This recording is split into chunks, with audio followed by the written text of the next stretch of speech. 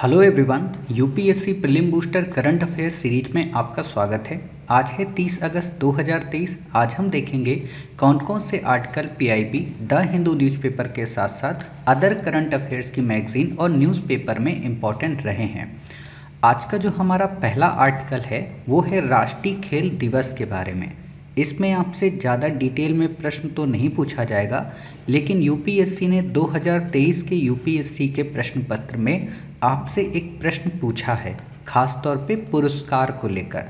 वैसे तो मैंने अपने उस आर्टिकल को अपनी मैगजीन में ऑलरेडी कवर कराया था, लेकिन मैं ये बिल्कुल नहीं कहूँगा कि डायरेक्ट वही लाइन आ गई या उसी से आ गई, ऐसा नहीं कहूँगा।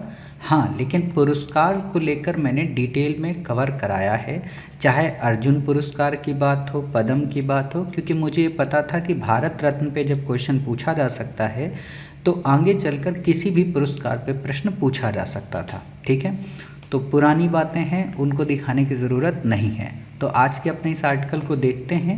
मैं यहाँ पे बता दूं कि आपसे 2024 में इस टॉपिक से प्रश्न नहीं पूछेगा, तो बस आप इसको एक सामान्य जानकारी की तरह या अपनी प्रीवियस गलती को ध्यान में रखते हुए कुछ सीखने की कोशिश करना। ठीक है, 29 अगस्त 2023 को पूरे भारत में राष्ट्रीय खेल दिवस मनाया जाता है। वास्तव में इस खेल दिवस की शुरुआत 2012 में हुई थी और ये हम 12वां अपना खेल दिवस मना रहे हैं। इतनी बातें क्लियर हुई।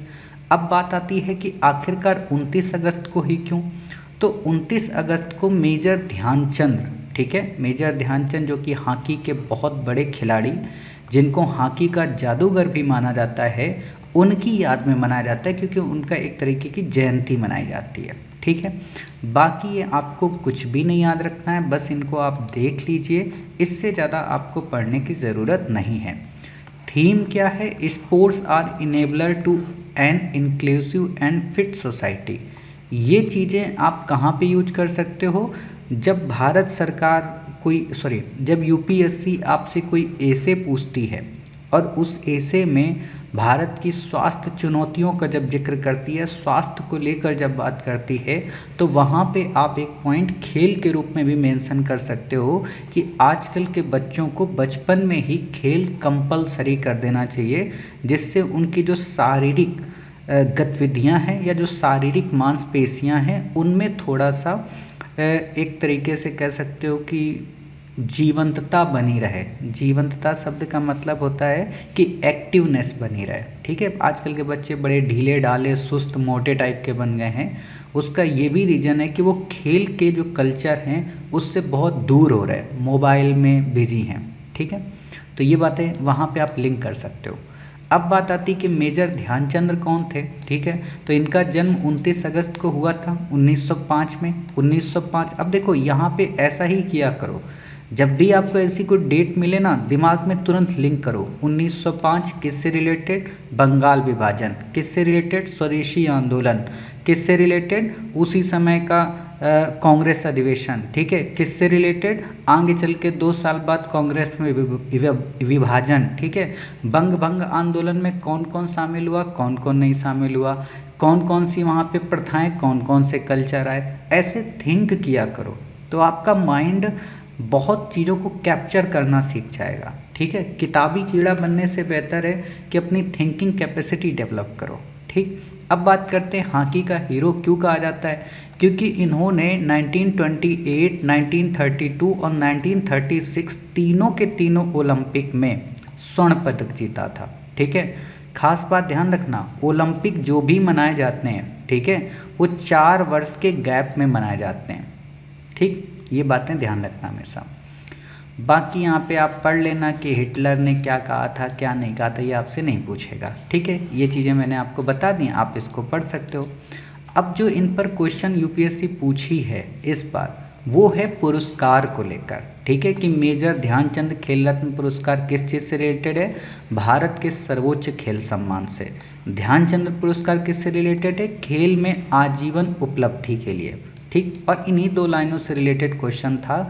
मैं आपको पहले क्वेश्चन दिखा देता हूँ, फिर आपको ये पूरा बताऊँगा, ताकि आपको लगे कि हाँ ये अब पढ़ाया जा रहा। देखो, ये नॉर्मली कहीं पे नहीं था जब तक यूपीएससी ने नहीं पूछा। कई आप कह सकते हो फैक्चुअल बुक की मैं बात नहीं कर रहा हूँ, फैक्चुअल मैगजीन की बात नहीं कर रहा हूँ, जो स्टेट पीसीएस के एग्ज़ाम होते हैं वहाँ पे तो दिया था, लेकिन यूपीएससी की तैयारी के लिए किसी ने इसको ज़्यादा ध्यान नहीं दिया था। ठीक है, फिर भी अगर आपको नहीं पता था यूपीएससी में, तब भी आप इसका आंसर कैसे दे सकते थे उस चीज़ के बारे में हम आपको यहाँ पे बताएंगे। ठीक है, अब यहाँ पे देखो 95 क्वेश्चन, इस पूरे क्वेश्चन को आप ध्यान से पढ़ो, ठीक, और इस पे कॉन्सेप्ट लगाओ, ज़्यादा मत सोचो, इस पे कॉन्सेप्ट बस बुद्धि अपनी लगाओ कि द्रोणाचार्य कौन थे, गुरु थे। गुरु का मतलब क्या होता है, प्रशिक्षक होता है, अर्थात ये तो सही होगा ही होगा, यानी कि तीसरा या कहें एक तो हमारा इसमें सही है। ठीक, तो हमने यहाँ पे अभी तो कुछ भी एलिमिनेट नहीं किया।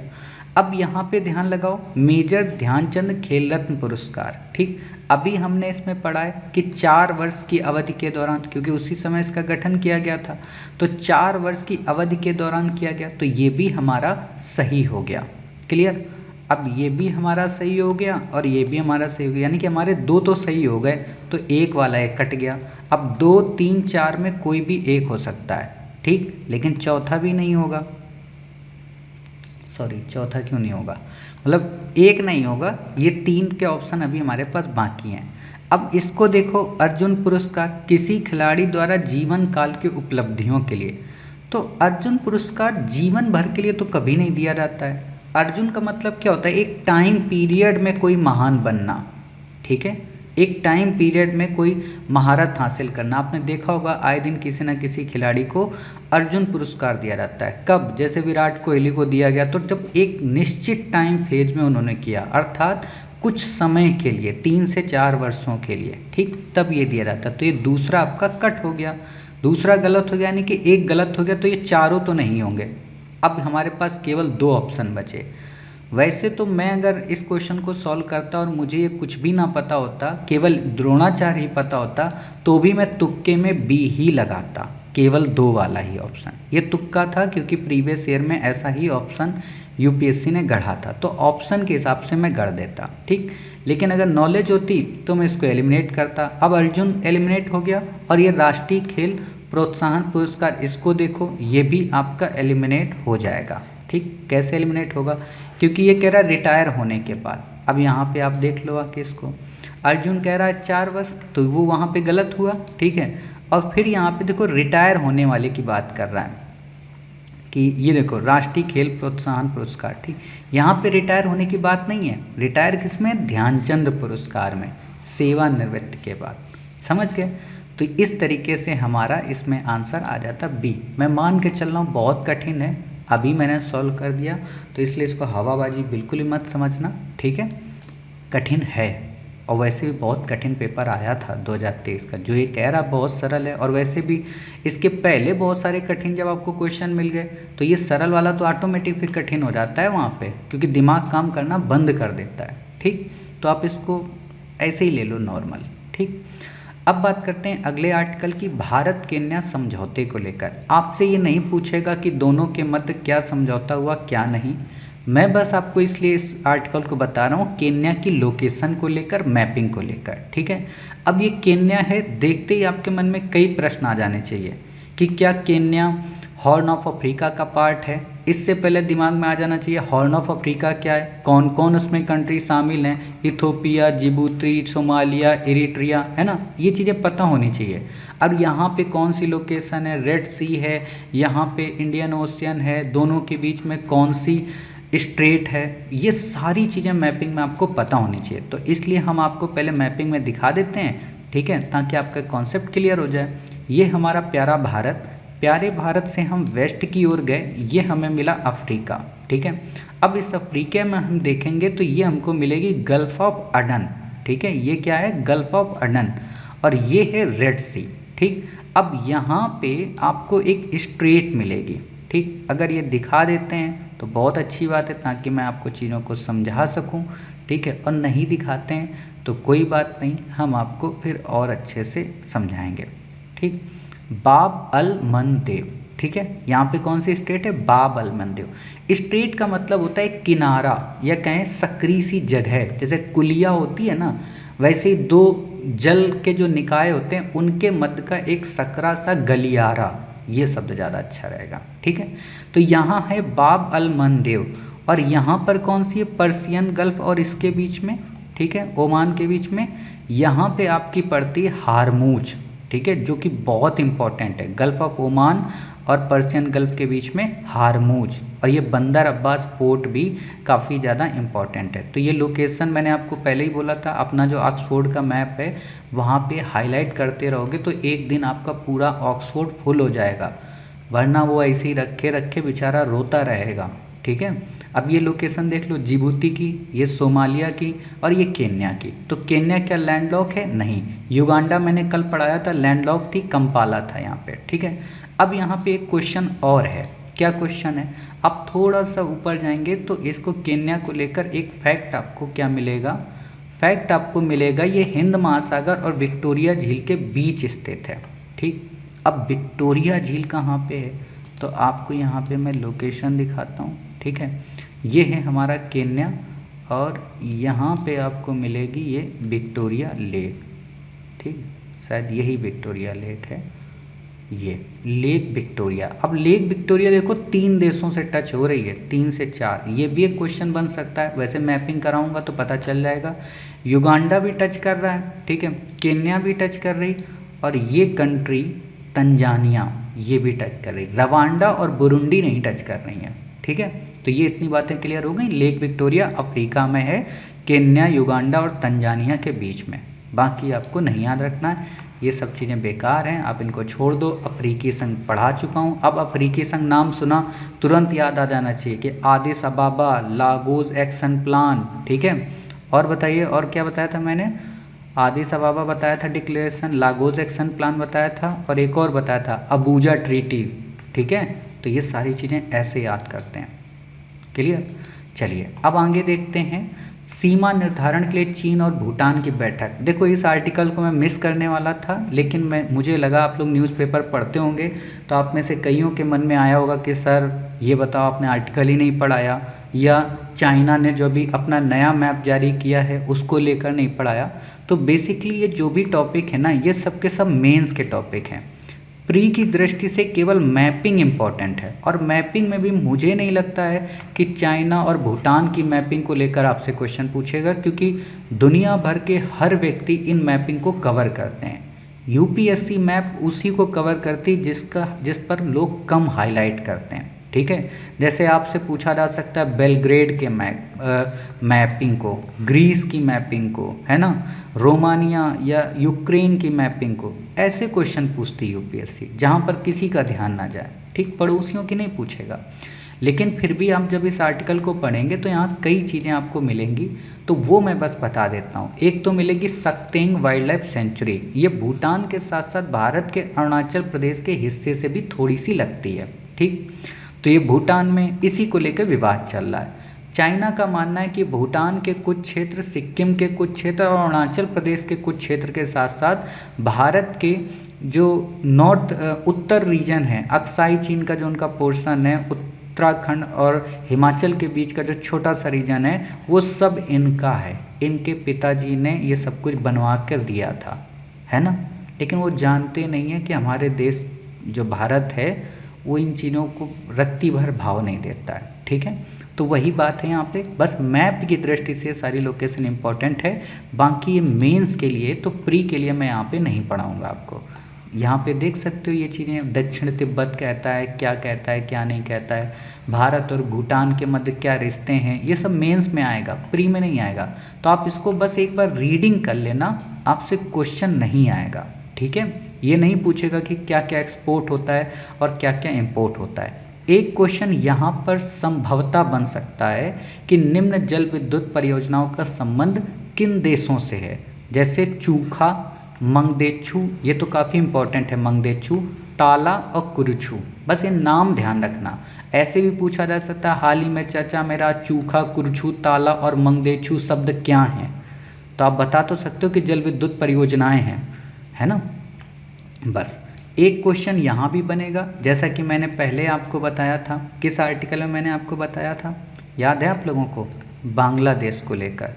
ठीक है, बांग्लादेश और इंडिया में, याद रखा करो चीज़ें। ठीक, तो ऐसा भी क्वेश्चन बनेगा कि निम्न में से किस किस में भारत और भूटान एक साथ हैं, तो पता हो सार्क में भी हैं, BBIN में भी हैं, ठीक है, और बिम्स्टेक में भी हैं। ठीक, बिम्स्टेक मोस्ट इम्पॉर्टेंट है क्योंकि एकमात्र ऐसा ऑर्गेनाइजेशन है जिसमें 2 साउथ ईस्ट एशिया कंट्री के मेंबर हैं।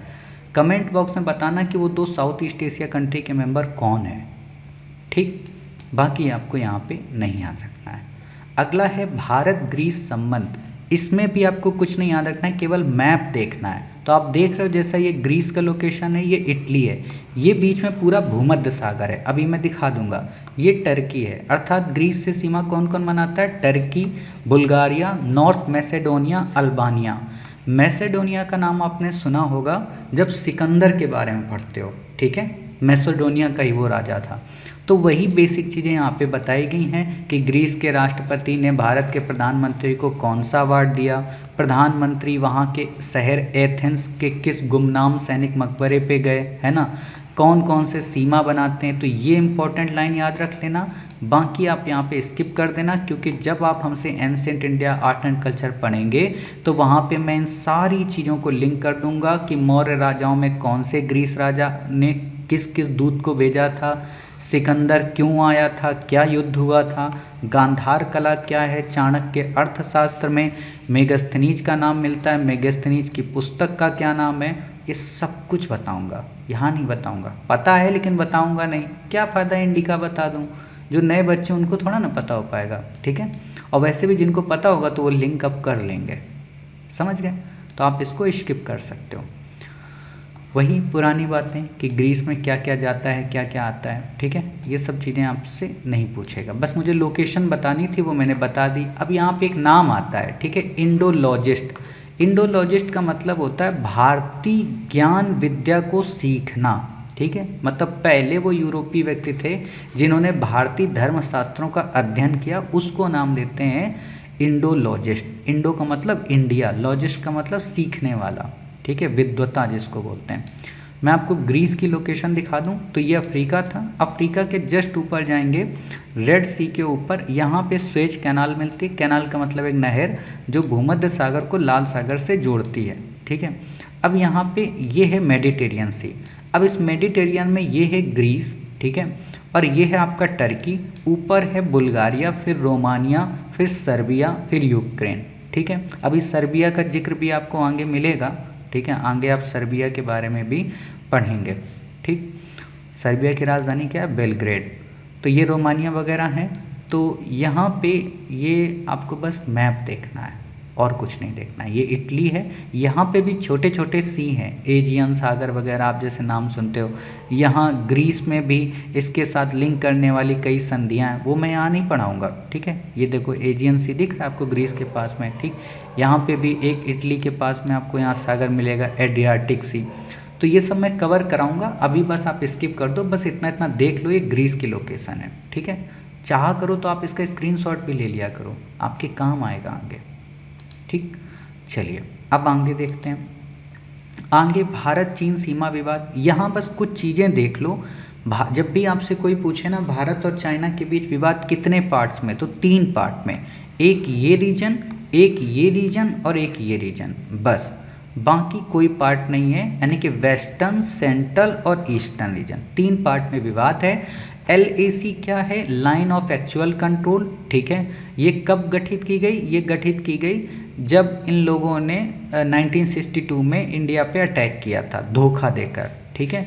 तो जहाँ तक ये लोग कब्जा कर पाए थे उस लाइन को उन्होंने लाइन ऑफ एक्चुअल बोल दिया, और चाइना ने कहा यही बॉर्डर है। जबकि हम क्या कहते हैं कि भैया बॉर्डर तो मैकमोहन रेखा वाला है, ठीक है।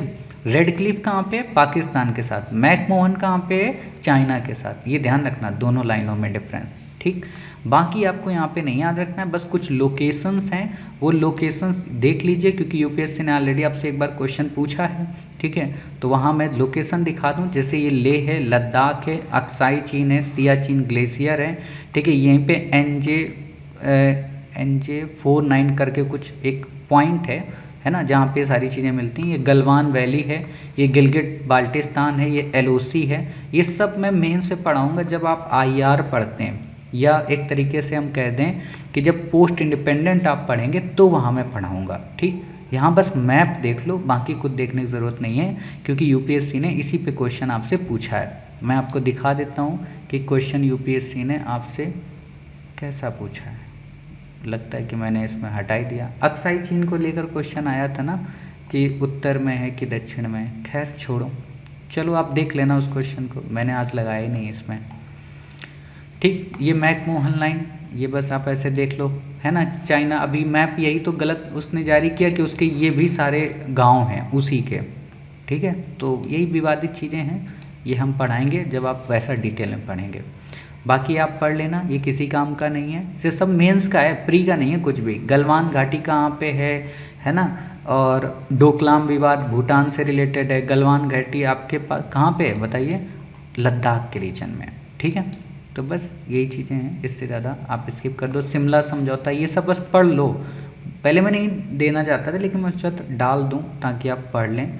अब बात करते हैं पंचशील समझौते की। मैं यहाँ पंचशील समझौता नहीं पढ़ाने वाला, बल्कि एक फैक्ट और बताने वाला हूँ कि भारत में 2 पंचशील समझौते थे, एक तो चाइना के साथ और दूसरा जनजाति क्षेत्रीय लोगों या कहें जनजाति लोगों के लिए पंडित जवाहरलाल नेहरू के द्वारा किया गया समझौता कि जो जनजाति ट्राइब हैं हमारी, ठीक है, उन ट्राइब्स के डेवलपमेंट के लिए सरकार क्या क्या करेगी, तो उसके अकॉर्डिंगली उन्होंने पंचशील सिद्धांत बनाए थे, ठीक।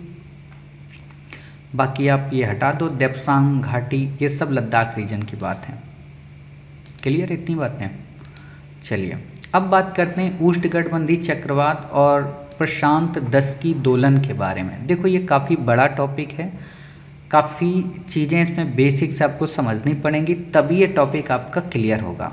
तो हम कोशिश करेंगे इस टॉपिक को इसी वीडियो के लास्ट में कवर कराएं। तो एक तो लास्ट में भी कवर करा देंगे, लेकिन लास्ट में जब कवर कराएंगे तो ऊपर ऊपर से कवर कराएंगे, ज़्यादा डेप्थ में नहीं जाएंगे। बहुत डेप्थ में जाने के लिए हम इसको अपनी ज्योग्राफी की क्लास जो हमारी आएगी प्री से रिलेटेड, उसमें कराएंगे, है ना। क्यों कराएंगे, क्योंकि आप ये सोचो ना, एक तो इसमें पहले मुझे बताना पड़ेगा चक्रवात क्या है, फिर बताना पड़ेगा चक्रवात के टाइप्स क्या हैं, उनमें उष्णकटिबंधीय चक्रवात क्या है, शीतोष्णकटिबंधीय चक्रवात क्या है, प्रति चक्रवात क्या है, ठीक। फिर उसके बाद मुझे बताना पड़ेगा कि एल नीनो क्या है, फिर ला लीनो क्या है, एल नीनो और ला लीनो का ही इंसो क्या है यानी कि सदर्न ऑसिलेशन क्या है, उसमें क्या डिफरेंस है, और फिर उसमें बताना पड़ेगा कि पीडीओ क्या है यानी कि पैसिफिक डेकर्ड दोलन क्या है, ऑसिलेशन क्या है, समझ रहे हो। तो ये सारी चीज़ें बतानी पड़ेंगी, इतने कॉन्सेप्ट। तो मैं अभी क्या करूँगा, बस मोटा मोटा कॉन्सेप्ट बता दूंगा आपको, सरल भाषा में समझने के लिए, किसी को 2 शब्द में बताने के लिए वैसा समझा दूंगा। डिटेल में मैं क्लास जब ज्योग्राफी पढ़ाऊंगा तब बताऊंगा, क्योंकि तभी आपको समझ में आएगा जब शुरू से आप पढ़कर चलोगे कि दाब क्या होता है, दाब का मतलब क्या होता है, ठीक है, तब चीज़ें क्लियर होंगी। अभी इसको हम करेंगे लेकिन लास्ट में इसको कवर करेंगे, इससे पहले हम एक आर्टिकल जो इसका लास्ट बचा है उसको कवर कर लेते हैं, ठीक है। ये लास्ट आर्टिकल इम्पॉर्टेंट नहीं है, भारतीय कुश्ती संघ को लेकर। WFI का मतलब वर्ल्ड फेडरेशन ऑफ इंडिया नहीं होता है, रेसलिंग फेडरेशन ऑफ इंडिया होता है, ठीक है। W का मतलब यहाँ W साइलेंट है, ठीक। चर्चा में क्यों रहा, क्योंकि जो यूनाइटेड वर्ल्ड रेसलिंग यानी कि विश्व कुश्ती संघ है, उसने WFI को पूरी तरह से निलंबित कर दिया है, या कहें अस्थायी रूप से निलंबित कर दिया है। क्यों किया है, क्योंकि इन्होंने टाइम पर चुनाव नहीं कराया। चुनाव किस चीज़ के, अध्यक्ष को लेकर। पहले ये ब्रजभूषण इसके अध्यक्ष थे, लेकिन इनके ऊपर काफ़ी सारे आरोप लगे, ठीक है, उनकी जांच चल रही है। तो उस चीज़ को लेकर विश्व कुश्ती संघ बहुत ज़्यादा नाराज़ था और इसलिए उसने इस चीज़ को बैन कर दिया। तो अब आपसे यहाँ क्वेश्चन ये नहीं पूछेगा पूरी स्टोरी बताओ, पूरी स्टोरी नहीं बताओ, इससे निगेटिव क्या पड़ेगा, वो ये कि सर्बिया में जो होने वाली विश्व चैंपियनशिप है, वहाँ हमारे जो पहलवान है वो भारतीय राष्ट्रीय ध्वज के नीचे प्रतिस्पर्धा भाग नहीं ले सकते। ध्यान देना इस शब्द का, राष्ट्रीय ध्वज के साथ नहीं जा सकते, लेकिन इंडिपेंडेंट रूप से जा सकते हैं। लेकिन वही है ना, फिर इंडिपेंडेंट रूप से क्यों जाएगा कोई, ठीक। तो इतनी बातें क्लियर हुई। सर्बिया की लोकेशन अभी मैंने आपको दिखा दी थी, ग्रीस से ऊपर पड़ती है, ठीक है। तो बस यहाँ पे वही बातें हैं, क्या क्या आरोप हैं वो चीज़ें आप देख लेना। बस इतना देख लो कि रेसलिंग फेडरेशन ऑफ इंडिया क्या है, ये कुश्ती का एक शासी निकाय है, नई दिल्ली में हेडक्वार्टर है, गवर्नमेंट ऑफ इंडिया और भारतीय ओलंपिक संघ के द्वारा इसे मान्यता प्राप्त है। ये प्रोग्राम ये आयोजित करती है और ये जब ओलंपिक होते हैं तो उसमें समर्थन और प्रशिक्षण भी देती है। वर्ल्ड रेसलिंग फेडरेशन क्या है, सॉरी कुश्ती संघ क्या है, तो ये कुश्ती के खेल के लिए अंतर्राष्ट्रीय एक निकाय है, ठीक है, जो ओलंपिक और विश्व चैंपियनशिप की निगरानी करता है। जैसे क्रिकेट में आप देखते हो ना, आईसीसी होता है, ठीक है, ये इंटरनेशनल हो गया, ये बीसीसीआई इंडिया का हो गया, पाकिस्तान का हो गया, तो ये चीज़ें हैं, ठीक। बाकी आपको यहाँ पे कुछ भी नहीं पढ़ना है। कुश्ती ये जो टॉपिक है ये आपका खेल में आता है, कहाँ पे, आर्ट एंड कल्चर में, ठीक है, मल्ल युद्ध इसको बोलते हैं। पुराने समय से चला आ रहा महाभारत और रामायण में हनुमान जी से रिलेटेड, इसलिए देखना जितने भी पहलवान होंगे वो हनुमान जी को जय बजरंगबली की बात करते हैं, ठीक है, क्योंकि ताकत सबसे ज़्यादा किस में, हनुमान जी में, ठीक। कभी हनुमान जी के बारे में भी डिटेल में पढ़ाऊँगा कि वास्तव में हनुमान का मतलब क्या, हनुमान थे कौन, ठीक है, थे कौन का मतलब हैं कौन, ठीक है, आज भी तो हैं। तो यही चीज़ें, बाकी आपको यहाँ पे कुछ भी पढ़ने की ज़रूरत नहीं है, आप बस इतना इसको देख लेना, ठीक।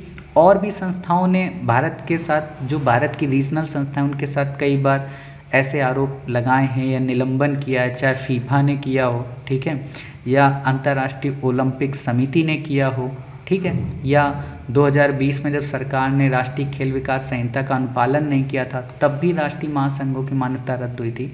तो ये बेसिक चीज़ें हैं, इसको बस पढ़ लो, जानकारी के लिए, काम कहीं नहीं आएंगे, ठीक है। इसलिए मैं पहले बता देता हूँ कौन सी चीज़ काम की है और कौन सी चीज़ हमारे काम की नहीं है, ठीक। अब हम करते हैं अपने इस आर्टिकल को पूरी तरह से डिकोड, ठीक है। इस आर्टिकल को मैं डिकोड करूँ, इसके साथ साथ बेसिक चीज़ें भी आपको बताता चलूँगा, ठीक है, ताकि आपको सारी चीज़ें समझ में आ जाएं। तो एक काम करता हूँ, मैं पहले आपको ये सारी चीज़ें समझा देता हूँ।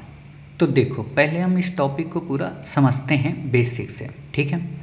तो देखो, सबसे पहली चीज़ क्या है, मन में आपके आया होगा कि सर चक्रवात क्या होता है, ठीक है। पहला क्वेश्चन तो आपके मन में यही आया होगा कि सर चक्रवात क्या होता है। तो देखो, चक्रवात का क्या मतलब होता है कि एक ऐसी स्थिति जहाँ पर किसी भी वस्तु का, पदार्थ का, ठीक है, या किसी भी अवस्था का तापमान बढ़ जाता हो, ठीक है, उसको बोलते हैं चक्रवात। या एक और सरल शब्दों में हम कहें कि चक्रवात एक ऐसी स्थिति होती है जहाँ पर केंद्र के चारों ओर, या कहें केंद्र की परिधि में आकर सारी हवाएं मिलने लगें।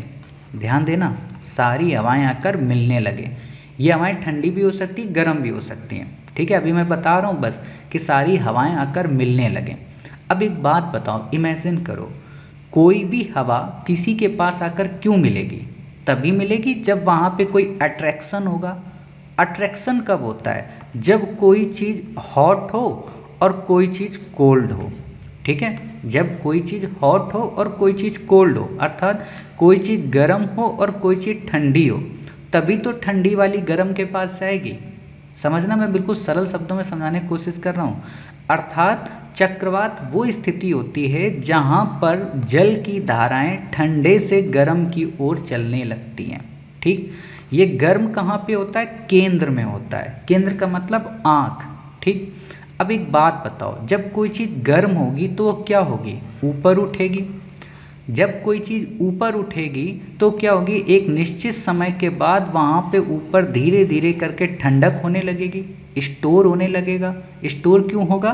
क्योंकि जब पानी गर्म होकर ऊपर जाएगा तो वाष्प बनेगा, वाष्प के साथ साथ और संघनित होगा तो बादल बनेगा, बादल बनेगा तो क्या होगा? यहाँ पे बारिश होगी, लेकिन बादल जो होगा वो क्या हो जाएगा? ठंडा हो जाएगा, क्योंकि स्टोर हो जाएगा।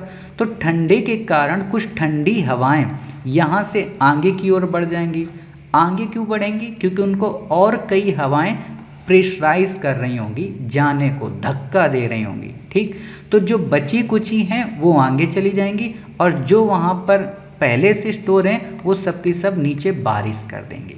इतनी बातें क्लियर हुई कि चक्रवात को हम एक तरीके से कह सकते हैं कि केंद्र में गर्म हवाओं का एक पुंज जो आसमान की ओर उठता है, उठने के बाद वाष्पित होकर, संघनित होकर बादल का निर्माण करता है और बारिश कर देता है। बारिश क्यों कर देता है? क्योंकि नीचे गर्म होता है तो वहीं पे वो पिघल जाता है। थोड़े मोड़े जो ठंडे बादल बसते हैं वो उड़कर दूसरी जगह चले जाते हैं। क्यों उड़कर चले जाते हैं? क्योंकि इनको कई प्रकार की व्यापारिक हवाएं, विंड, प्रभावित करती हैं। व्यापारिक हवाएं क्या होती हैं, जैसे कि आप में से कई सारे बच्चे जब गाड़ी में यात्रा करते होंगे, किसी भी गाड़ी में, चाहे ट्रेन में या कहीं पे भी है, स्कूटी में, मोटरसाइकिल में, तो जिस दिशा में आपकी मोटरसाइकिल जा रही होगी, ठीक है, और आप अगर यहाँ बैठे हैं, ठीक, तो आपको इस दिशा से भी एक हवा लगती होगी ना। तो बस यही चीज़ यहाँ पर है व्यापारिक पवनों को लेकर, हवनों बोल रहा हूँ, व्यापारिक पवनों को लेकर। कैसे, आपको पता है कि जो हमारी अर्थ है वो क्या होती है, वेस्ट टू ईस्ट मूव करती है, कहते हैं घूर्णन करती है, घूमती है अपनी धुरी पर।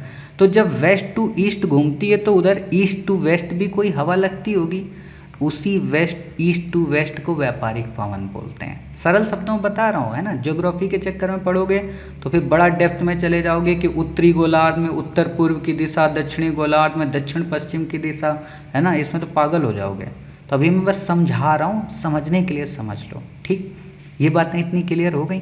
अब दूसरी बात कि जब चक्रवात नीचे गर्म होता है तो आपने देखा होगा कि ये चक्रवात ऐसे ऐसे करके ये बड़ा होता जाता है, ठीक। बड़ा क्यों होता जाता है, यानी कि वी का शेप क्यों लेता है?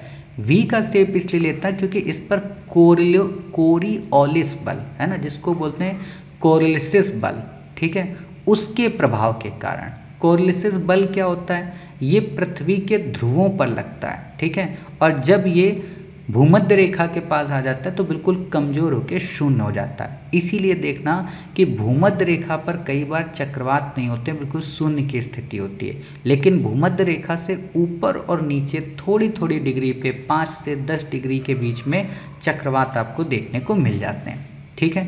तो इतनी बातें आपकी अगर क्लियर हो गई हों तो हम आगे और देखें। अब बात करते हैं इसी से थोड़ी एक नॉर्मल स्थिति की। ये चक्रवात आप समझ गए। आपको पता है कि ये है हमारा, सॉरी यहाँ पे मैंने, चलो इसको मैं कर देता हूँ, ये मैंने बनाया ऑस्ट्रेलिया, ठीक है, ये चाइना और जो द्वीप हैं, ठीक, ये आपका बन गया अमेरिका, ठीक, और ये आपका हो गया साउथ अमेरिका, ठीक है। क्या होता है कि जब मौसम बिल्कुल नॉर्मल होता है, नॉर्मल मौसम, ठीक, ये हमारी हो गई इक्वेटर, सॉरी इक्वेटर को यहाँ से नीचे से लेके जाते हैं, ठीक है, ये हो गई मान लो इक्वेटर। जब नॉर्मल मौसम होता है, नॉर्मल सारी स्थितियाँ होती हैं, तो यहाँ की जो व्यापारिक पवन है, ठीक है, ये व्यापारिक पवन और यहाँ की ये व्यापारिक पवन, ये दोनों व्यापारिक पवनें यहाँ पर बीच में क्या होता है, जो पैसिफिक का सेंटर क्षेत्र होता है, वहाँ पर पानी गर्म हो रहा होता है, ठीक। क्यों गर्म हो रहा होता है, वो सूर्य के कारण। तो जब पानी हल्का सा गर्म होता है तो ये हवाएं उस गर्म पानी को ठेल ठेल के यहाँ पर स्टोर कर देती हैं। किसके ऊपर? ऑस्ट्रेलिया के ऊपर। ऑस्ट्रेलिया के ऊपर जब ये स्टोर करती हैं, ऑस्ट्रेलिया में ऑलरेडी लो प्रेशर होता है, ठीक। तो लो प्रेशर के कारण यहाँ पे क्या होगा, बादल बनेगा। बादल बनने से क्या होगा, यहाँ पे बारिश होगी। अब यहाँ बादल बनेगा तो कुछ बादल इधर को चला जाएगा, कुछ बादल इधर को चला जाएगा, ठीक। तो ये जो बादल होता है क्या होता है, ठंडा होता है, हाई प्रेशर का, तो ये यहाँ इस तरफ को मूव करेगा, समझ गए। ये जब यहाँ मूव करेगा और यहाँ लो प्रेशर होगा तो इसको ये भरेगा, तो एक ये ऐसा चैनल बन जाएगा, ठीक है, एक ये राउंड फिगर का चैनल बन जाएगा नॉर्मल स्थिति में। इसी को बोलते हैं वाकर सेल, नाम सुनते होंगे आप लोग, समझ गए। अब यहाँ पर जब ये लो प्रेशर होगा तो इससे क्या होगा कि यहाँ पर बारिश होने लगेगी, बारिश होगी तो इससे फ़ायदा क्या है, इससे फ़ायदा ये होगा कि यहीं पे ऑस्ट्रेलिया के थोड़ा आगे आपको एक मस्क्रीन आइलैंड मिलेगा। मस्क्रीन आइलैंड कहाँ पे है, मेडागास्कर और मॉरिशस के पास में थोड़ा सा नीचे। वहाँ पर पहले से ही हाई प्रेशर होता है, ठीक, ठंडा होता है वो क्षेत्र। तो यहाँ का जो हाई प्रेशर, थोड़ा बहुत ठंडी हवाएं जो ये व्यापारिक पवनें हैं उसको और मजबूत कर देती हैं। और उसी समय इस हाई प्रेशर के दौरान इंडिया का जो तिब्बत का रीजन है वो हॉट हो जाता है। तो यहाँ से जब हाई प्रेशर की जो हवाएं हैं वो लो प्रेशर की ओर जाएंगी, क्योंकि हवाएं हमेशा हाई से लो में ही जाती हैं, ठीक। तो जब वो यहाँ से ऊपर जाएंगी तो बारिश कहाँ होगी, भारत में, अर्थात नॉर्मल कंडीशन में बारिश भारत में हो जाती है। लेकिन अगर हम ये कहें मानसून हमें बहुत अच्छा करना है तो इस प्रोसेस को हमें और हार्ड करना पड़ेगा। अर्थात यहाँ ये जो विंड की हवाएं हैं इनको और तेज़ चलना होगा, और तेज़ चलने के साथ साथ ऑस्ट्रेलिया पे और तेज़ लो प्रेशर क्रिएट करना होगा, और तेज़ लो प्रेशर क्रिएट होने के साथ साथ यहाँ मेडागास्कर में हाई प्रेशर और क्रिएट होगा, और जब बहुत ज़्यादा हाई प्रेशर क्रिएट होगा तो वो हमारे इंडिया के लिए बेनिफिट होगा। इसी सब हाई सिचुएशंस को नाम दिया जाता है ला लीना या ला नीना, ठीक है, इसी हाई सिचुएशन को। इसी का अपोजिट होता है एल नीनो, मतलब ये व्यापारिक पवनें नॉर्मल भी ना हो, ज़्यादा तेज भी ना हो, बल्कि कमज़ोर हो जाएं, लो हो जाएं। तो अब बताओ, जब ये बिल्कुल कमज़ोर हो जाएंगी, ठीक, तो यहाँ का जो ये गर्म स्थिति है ये धीरे धीरे इस तरफ को जाने लगेगा, इधर के ठंडे पानी को ये गर्म करने लगेगा, ठीक, इधर बारिश होने लगेगी, ये क्या हो जाएगा, हाई प्रेशर में कन्वर्ट हो जाएगा ऑस्ट्रेलिया। जब ऑस्ट्रेलिया हाई हो जाएगा तो मस्करीन आइलैंड क्या हो जाएगा, नॉर्मल रहेगा, ज़्यादा मजबूत नहीं रहेगा, या कहें कि बिल्कुल कमज़ोर हो जाएगा। तो इंडिया में क्या होगी, बारिश नहीं होगी। अर्थात ला लीना के कारण इंडिया में बारिश होती है, एल नीनो के कारण इंडिया में बारिश ना होके साउथ अमेरिका या पेरू के तटों पर बारिश होती है। इतनी बातें समझ गए हो? तो अब मैपिंग के जरिए मैं आपको समझाऊं, मैंने पहले ही कह दिया था मैं इसको बहुत शॉर्ट में समझाऊंगा ताकि आपको कोई दिक्कत ना हो, ठीक। अब देखो यहाँ पे इस चीज़ को समझो, ठीक है। नॉर्मल कंडीशन मैंने क्या बोला, नॉर्मल कंडीशन में मैंने बोला ना कि यहाँ पे ये है हमारी इक्वेटर, ठीक, यहाँ से धीरे धीरे पवने, यहाँ पे जो सेंटर पॉइंट होता है पैसिफिक का, वो ट्रेड विंड के जरिए यहाँ पे गर्म हवाओं को प्रवाहित करेगा। अब ये जब गर्म हवाएं यहाँ पे आएंगी, ठीक, तो ठंडी हवाएं इस गर्म हवाओं की जगह लेंगी, ठीक, तो ठंडी हवाएं यहाँ पे आएंगी, तो ये एक पूरा चक्र बन जाएगा। इसी को नाम दिया गया वाकर सेल, ठीक। अब इसी के जब अपोजिट हो जाएंगे स्थितियाँ, अपोजिट का मतलब आप कुछ ऐसे देखो, जब वो और तेज हो जाएंगे, स्ट्रॉन्ग विंड्स हो जाएंगे, तो यहाँ पे इस तरीके का गर्म वाटर ज़्यादा हो जाएगा, ज़्यादा यहाँ पर बारिश होगी, ठीक, यहाँ पे और ज़्यादा ठंडा पानी आ जाएगा, ठीक। फिर यहाँ पे हम आगे और देखेंगे एल नीनो में इसका जस्ट उल्टा हो जाएगा, ये देखो, ठीक, यहाँ पे क्या होगा, कमज़ोर हो जाएगा, यहाँ पे ज़्यादा स्टोर होने लगेंगे, ठीक, और यहाँ पे वार्मर विंटर की स्थिति बन जाएगी। अब इसी एल नीनो और ला नीनो के बीच के डिफरेंस को, जैसे 3 से 7 वर्ष के ये बीच में आता है, ठीक, तो इन्हीं दोनों के बीच के डिफरेंस को ही बोलते हैं इनसो, मतलब एल नीनो या ला नीनो सडन ऑसिलेशन, अर्थात दोनों के मध्य होने वाले दबाव या समय के अंतर को।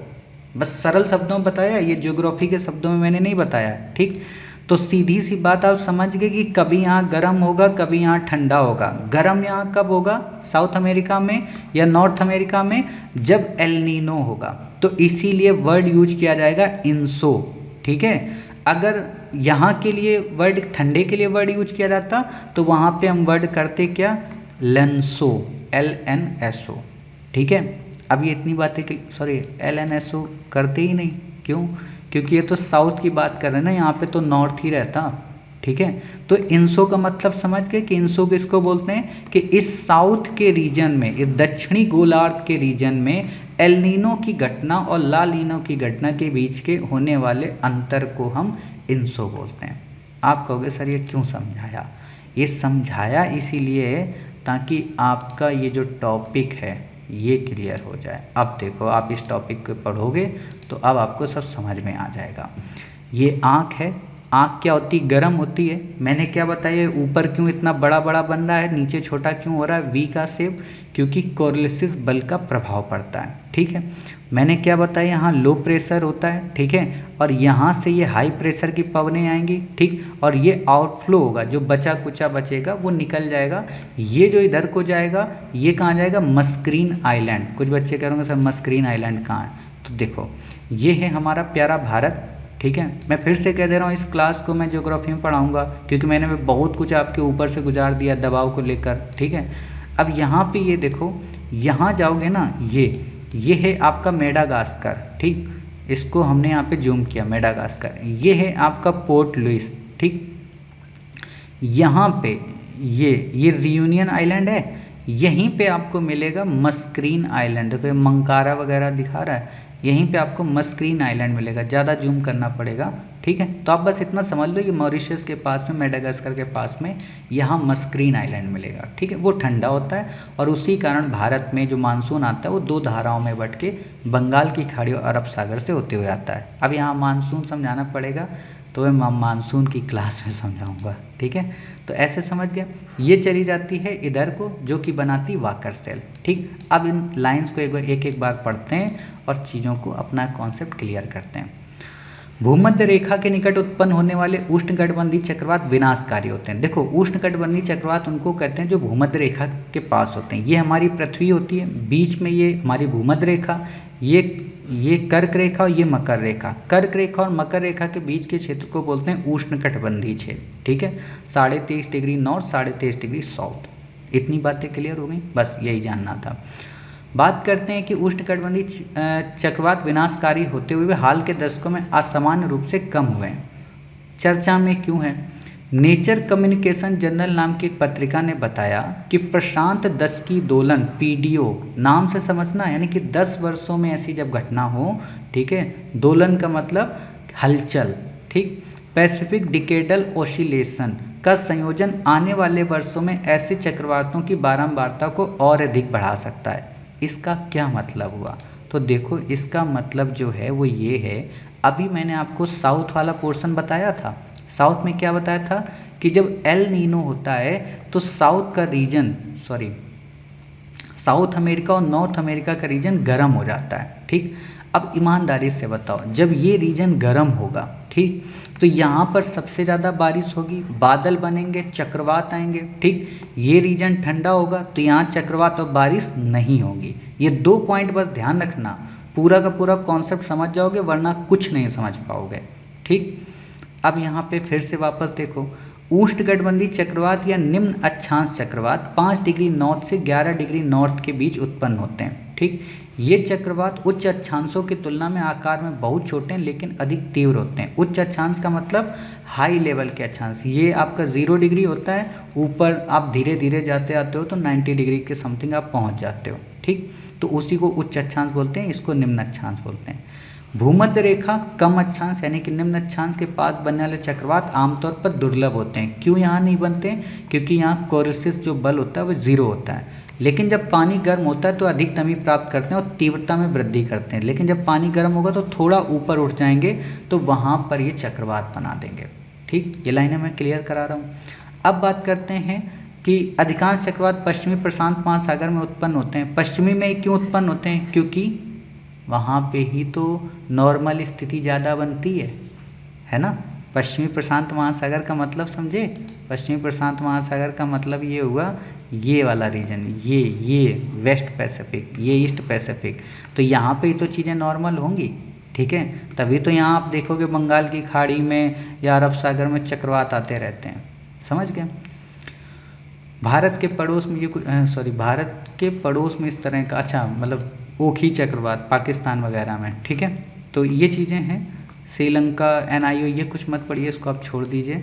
अब बात करते हैं प्रशांत दशकी दोलन के बारे में। ये क्या है, ठीक है। पैसिफिक डिकेड ऑसिलेशन क्या है? ये उसी चीज़ से रिलेट है, इनसो से, ठीक। तो देखो प्रशांत दशकी दोलन प्रशांत महासागर का एक दीर्घकालिक समुद्री विपर्य है, मतलब एक घटना है जो काफ़ी समय बाद, यानी कहें कि 10 वर्षों के बाद प्रशांत महासागर में उत्पन्न होती है, समझ गए। यह एक चक्रीय घटना जो हर 20 से 30 वर्षों में दोहराई जाती है।